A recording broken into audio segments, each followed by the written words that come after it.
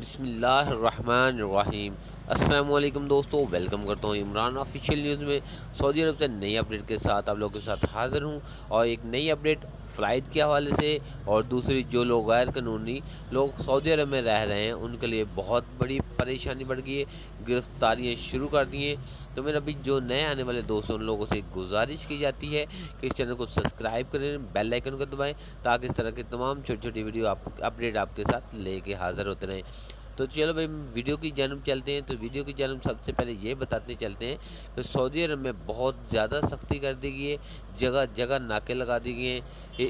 گزشتہ روزوں میں کچھ ہی دنوں میں انہوں نے ہزاروں غیر ملکیوں کو گرفتار کر لیا اور جیلوں میں ڈال دیا۔ اتنی بڑی تعداد میں پہلے گرفتاریاں کبھی نہیں ہوئی۔ اس کا مطلب یہی ہے کہ یہ غیر قانونی لوگوں کو پکڑ کر زیادہ دیر جیلوں میں تو ڈال نہیں سکتے، طرح خوراک وغیرہ نہیں دے سکتے، تو اس فلائٹ بحال کریں گے اور ان کے کئی ملکوں میں واپس بھیج دیں گے۔